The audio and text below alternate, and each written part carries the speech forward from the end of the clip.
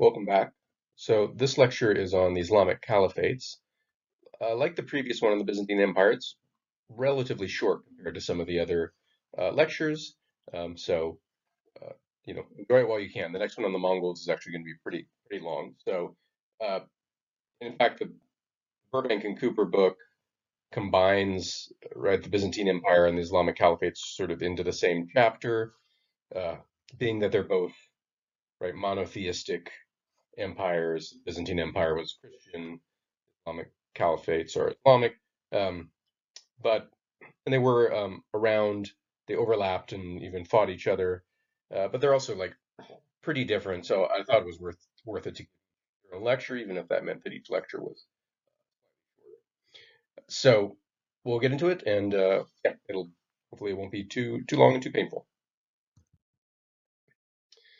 So we've seen a number of different approaches to religion over the lifetime of the different empires, and particularly the Roman Empire. It started as polytheistic and so kind of inherently tolerant, right? There are many gods, and if you conquer someone and they have a new god, well, bring them into the pantheon. We'll worship them too. There was really uh, relatively little conflict over that sort of thing. Um, Actually, the conflict would be with people like Jews or Christians early on who were monotheists. That was actually a problem, more of a problem for the polytheists than if you had new and different gods. Um, but then we saw Rome, right, transition into a completely monotheistic Christian state. So that's I just misspelled Christian. Pretty huge change. The Islamic caliphates they grew up around the borders of the Roman Empire, so the Roman Empire was still around, or at least the Byzantine version of it. Their peoples would have been very familiar with the Romans, would have traded with the Romans, right, for a long time. Uh, but in there, the idea, right, was always the idea of expanding the territory of the Islamic State. Like, interesting about the Islamic caliphates is they are from the beginning religious empires, right? They're at their core is religion, um, monotheism, and the legal system and the very fact of their expansion is all tied up in the theology. So it's an interesting in right an empire for which religion is not just some one of many things, or maybe they're kind of mostly interested in trade, and religion is another thing. Religion is the central thing for these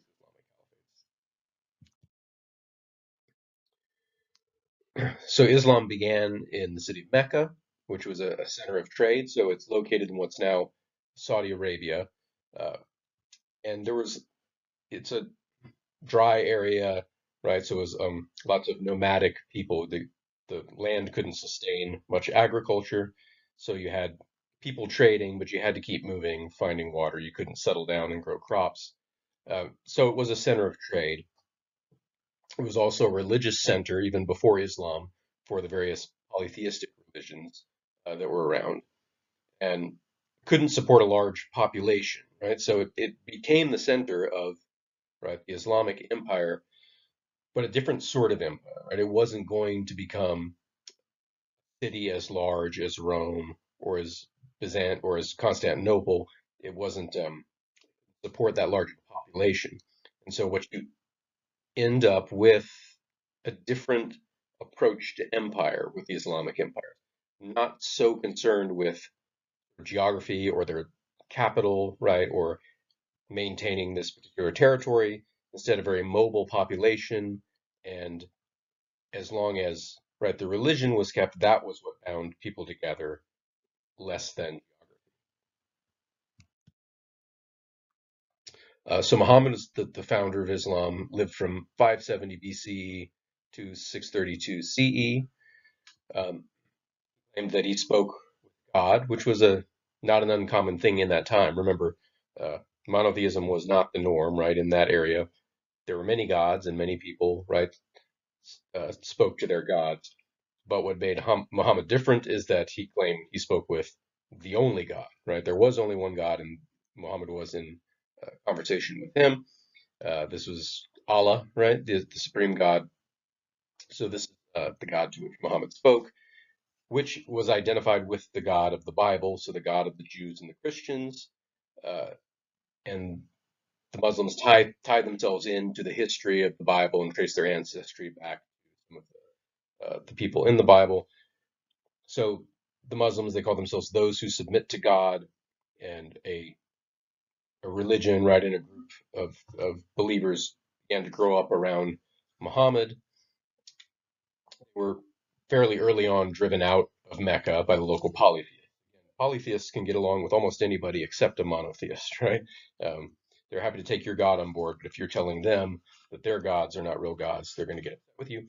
So that's what happened to Muhammad and his early followers. So they fled to Medina, another city in the area, and this flight sort of group to cohere. So they became a distinct religious community and calling themselves the Ummah. So from the beginning, right, Islam was religious and political. They sought unity between the state and religion. There are five pillars of Islam, which are the core of faith: belief in a single God and Muhammad as his prophet, prayer 5 times a day, fasting during the month of Ramadan, giving alms to the poor, and making a pilgrimage to Mecca at least once in your life. Politically, they divide the entire world into two parts. There is Dar al-Islam, which is the world of peace, right? The world that God, that Islam, and there is Dar al-Harb, and again, excuse my pronunciation, I do my best, but I'm not an Islamic scholar and I do not speak the language. Um, but this is, right, so again, there's the world of peace, right, the world of Islam, and there's the world of war, the rest of the world. Calling it the world of war is significant. It means you are at war with not practice Islam, and they should be converted um, by war, right? There's also a body of law that developed called Sharia, and again, this unifies religious, legal, and political life. It's all one package, right? And as we said, that's what makes this empire distinct. So there was something attractive about the religion early on. The local tribes um, began to convert Islam, and it spread quickly, which led to sort of larger and larger tribal armies that would then acquire territory by force. So an early target for this group, militant group of this new religion, was the Syrian part of the Byzantine Empire, which was becoming that part of the empire had been at war with the Persian Empire. Um, Weakened by it, became a good target for right these Islamic this Islamic this nascent Islamic state to acquire territory. So by 636, the Byzantines retreated from Syria. So they had acquired this wasn't yet called the Caliphate, right? But this new Islamic state had taken over that territory. Um, then they moved on the Persians. Then they moved on Egypt, Western Persia. Uh, they didn't conquer Constantinople. Again, Constantinople, eminently defensible, right? Stuck around for a long, long time. But they got as far as Spain in the west, India in the east. So, spread quite far and wide. On this map, the green spot is just the beginning, but it spread as far as Spain, which is all the way in the far left of that map, then as far as India, which is barely visible on the far right, so all through North Africa. So uh, became quite large, right? I think this was supposed to be to give you the spread, but I guess it's not working.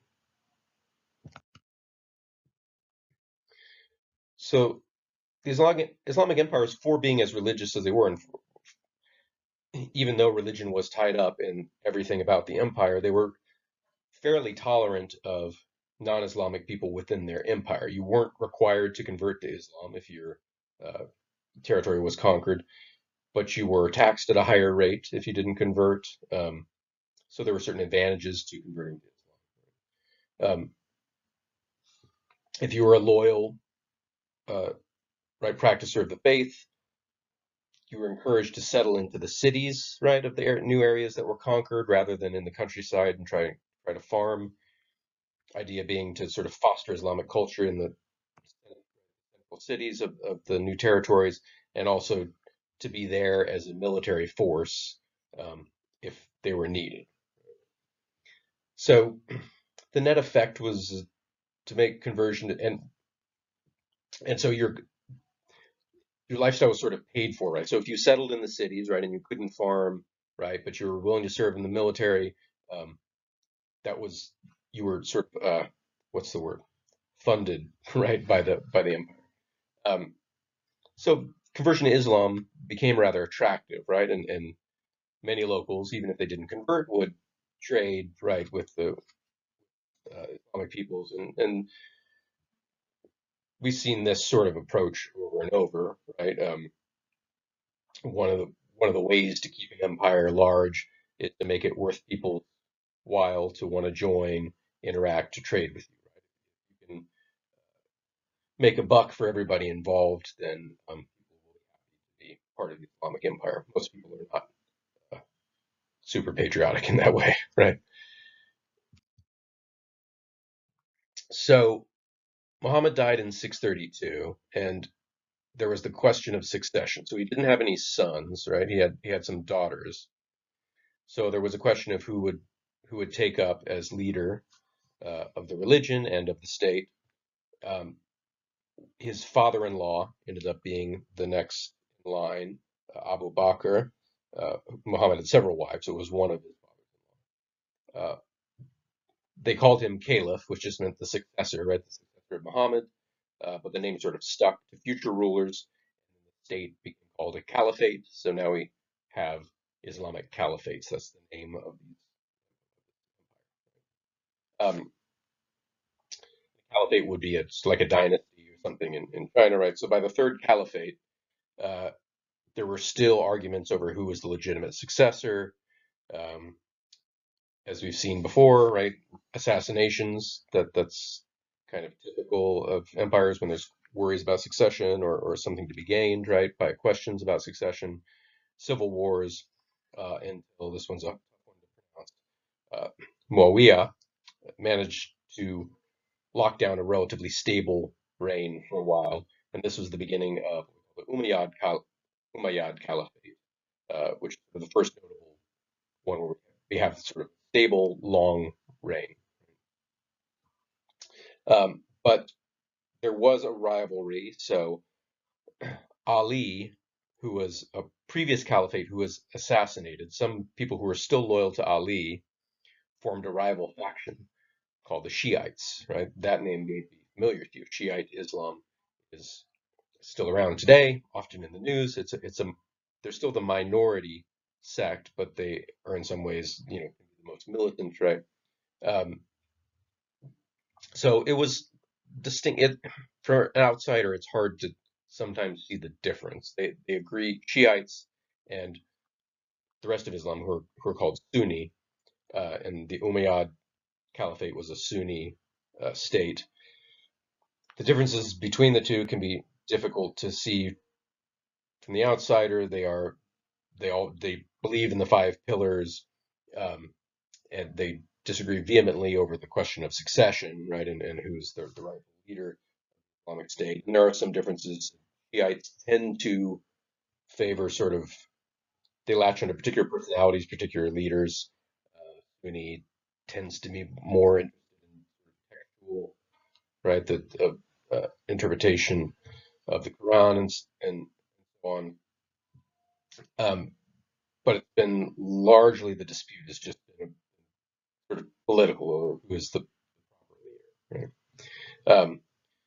So the Umayyads remained dominant despite the emergence of this important, right, Shiites.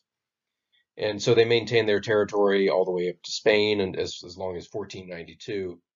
Um, but one sort of bone of contention the Shiites had with them is the caliphate, as it grew and became rich and became a large empire, started to look a little worldly and a little less religious, right? So slavery was adopted, other sorts of more hierarchical, early on is Islam was fairly egalitarian, right? And everyone was more or less equal.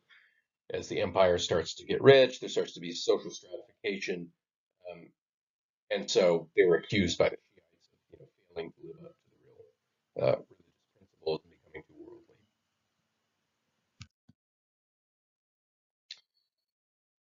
So we have the Umayyads, we have the Shiites. Early on, the Shiites supported another rival faction um, that grew quite large, took over large areas of modern Iran, Iraq, and Afghanistan, which are called the Abbasids. So this was established around 750 CE, um, after they beat the Umayyads in Damascus and drove them out. So early on, there was some Shiite involvement, right, in the emergence of the Abbasids. The Abbasids Islam, and so stayed in the Sunni majority, but were a distinct faction from the Umayyads, right? So that dynasty lasted into the 13th century, right, the 1200s, and its capital was at Baghdad. Uh, and even then, there was more, right, factions and more splintering. So several Shiite areas broke off and began to govern themselves, like the Fatimids in Egypt. So the empire, right, reached the Umayyads were sort of victims of their own success and got so large that they began to splinter. So a sort of distinct political structure grew up around this empire. As it grew large, you have to figure out ways to govern, right? So territories were divided into provinces, each with their own governors. We see this in every empire we've studied so far. There were courts, right, which tried cases, and again, according to Sharia law, which was religious, as well as sort of legal stuff. Of course, taxes were collected, which paid for soldiers and officials to enforce the law and to govern all these territories. They would often, so within sort of the inner circle of the Ummah, right? Uh, there, as we saw, all this rivalry and argument over succession. So often, when they wanted to bring in officials to sort of govern the empire, they were brought in from the outside, right, rather than put a member of a rival faction and give them too much power.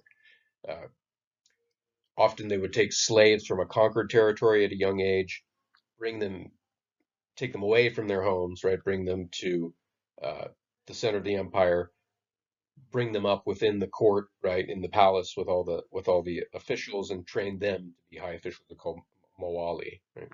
Um, some offices were held by eunuchs. We talked about eunuchs when we talked about the Byzantine Empire, and they actually borrowed this from Islamic caliphates. So eunuchs are castrated, right, and have children for that reason. And so again, the assumption was, well, they have no interest in power. Since can't have children and can't set up a dynasty of their own, they're not going to be assassinating people and trying to um, whether that's actually the case is debatable. Right? But at any rate, that was the idea.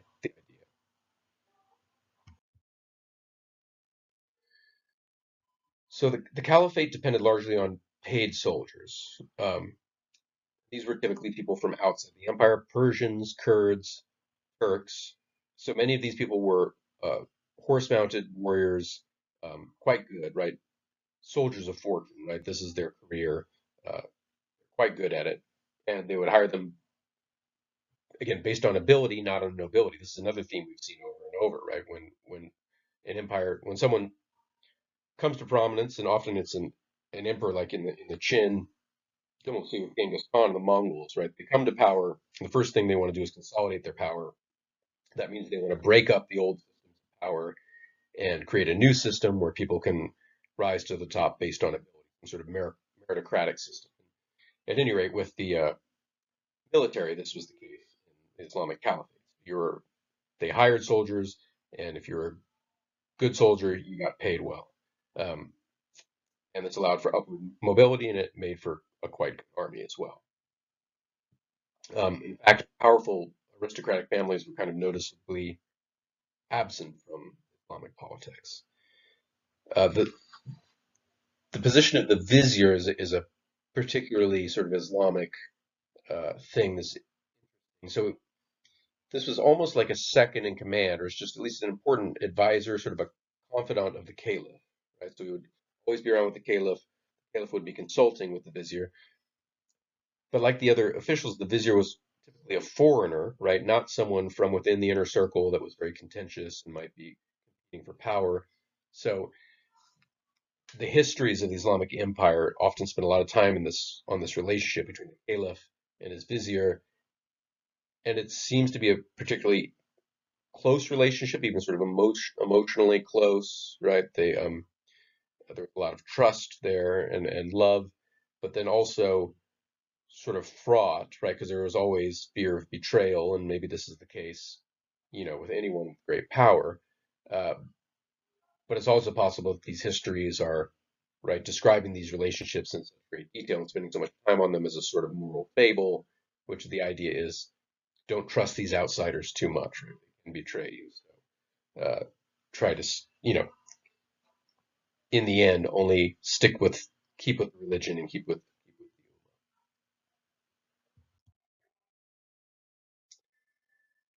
So, the dependence on a foreign military that's only there because they're being paid, and also all your officials, right, being from outside the empire and not even necessarily being uh, believers in Islam, is a risky strategy, right? If you're As soon as the soldiers feel like they're not being paid well enough, or they can find someone to pay them better, right, they're going to be gone. And so in 869, some Turkish soldiers decided they weren't happy and killed the caliph and installed their own vizier, right? So that's a worry with these, again, foreign soldiers for hire. There was constant faction, right? Arguments and factions, and other Muslim factions would take territory from time to time. So the Fatimids took over Egypt, the Shiites took Iraq at one point. There were also incursions from foreign enemies. So the Seljuk Turks conquered Baghdad, 1055. Abbasid Caliphate finally fell in 1258 to the Mongol Empire, and the next lecture is going to be on the Mongol Empire that was at one point the largest empire, right? There's a picture of it. Enormous, right? Sort of short-lived, right? But huge and pushed into Islamic areas, as well as taking over all of China. A Kurdish force, right, took the Fatimid Caliphate in Egypt, and eventually the Ottoman Empire took over the whole area, right? And the Ottoman Empire was in modern times. So that's sort of a quick overview, right, of the trajectory of these Islamic um, empire, right, starting around the 600s and lasting into the 1200s.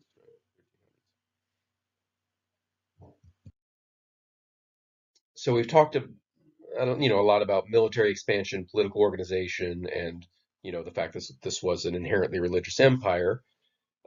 But that doesn't mean that day-to-day life in the Islamic world was that bizarre. And this is the last slide, but I bring it up because even in our current political situation, right, when people talk about Islam, and talk in terms of like wars and terror, and it may seem like a very foreign and very, very sort of place, but I mean, life in an Islamic empire at the time was much like it would have been in many of the other advanced civilizations at the time. So we mentioned, religious diversity was tolerated.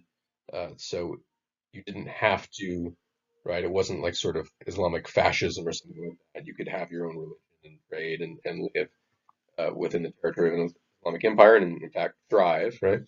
Um, Philosophy actually flourished in these Islamic caliphates. So Ibn Sina, who's known as sometimes called Avicenna, uh, he was an Aristotelian, right? So Islamic scholars actually preserved much of Greek philosophy. So when what we have now of like the writings of Aristotle that were rediscovered in Europe in the Middle Ages and the Renaissance were preserved through the Islamic scholars, and many of them are sort of translated right from Arabic. So without the Islamic empires, we may well have lost much of our ancient Greek philosophy. So they were important in saving a lot of the knowledge, a lot of the scholarship from the ancient world and transmitting it to the later medieval and Renaissance area European world. Uh, and I mean, you just have to look at Islamic mosque uh, to know that, right, they cared about beauty, right? They cared about pleasure, uh, as well as, right, religion, right? So it's a unified religious and political state, but it's not like, doesn't mean that it's here or incredibly unpleasant to live under, right? They are human beings. They love science and they love beauty. So I just wanted to point that out in the last slide because, they are interesting because of their religious focus, right? But in many ways, they're just like any other.